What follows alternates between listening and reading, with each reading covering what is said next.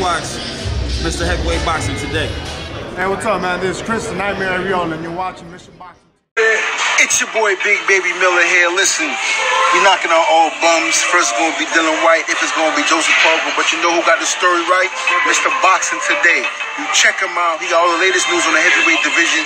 And if you don't know me, you soon will, because I'm kicking everybody ass.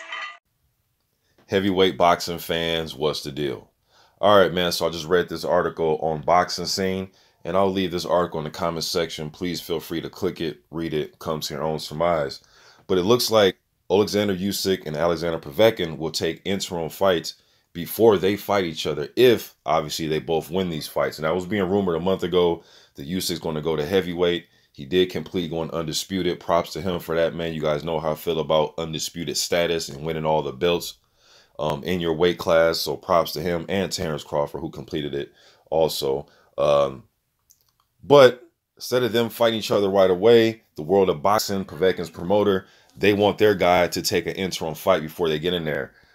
Eddie Hearn is trying to get together 2 fights and have on May 18th in Chicago, where he's going to try to put Usyk against Carlos Takam and Povetkin against Hunter. All right. Now, that's what's being rumored. If this happens, and if they do fight those 2 opponents, I think it'd be a good card, and I think it'd be 2 good fights. Takam, his last big fight was against Chisora, in a fight that he was winning. Chisora came back, knocked him out in dramatic fashion. Takam has been in the ring since then. He has defeated Sanad Gashi, stopped him. And Michael Hunter Jr., man, after his loss to Usyk, went to heavyweight, won 4 fights at heavyweight. He beat the tough journeyman Jamal Woods. He also beat Lago Kaladze.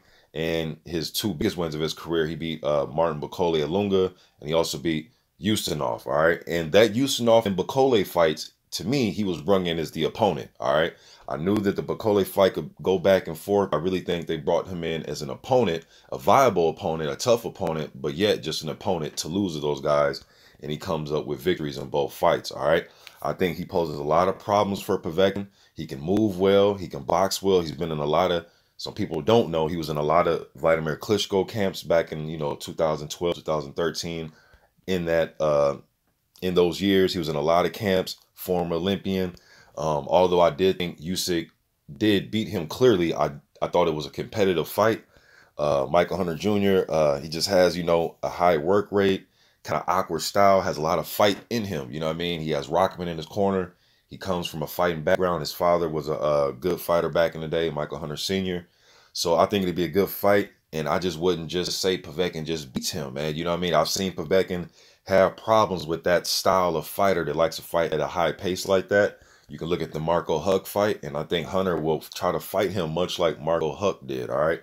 Povetkin is always going to be in a fight because he has a big left hook, but I can see why his people want him to take an interim fight, because he's coming off his first KO loss of his career. He is getting a little older.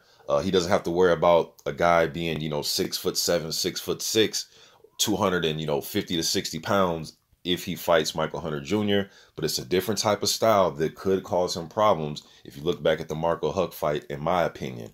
All right. So to me, that's a really good fight. And Hunter, once again, will be brung in as an opponent, and we'll see what happens if it happens. All right. Right now, nothing's really finalized yet because they're still waiting to, get opponents and sign for the fights. All right. So right now, this is just being rumored. And then also Usyk is going to fight Takam. It's rumored. All right. So Usyk and Takam, I can see that one being a decent fight. I see Usyk winning that by decision.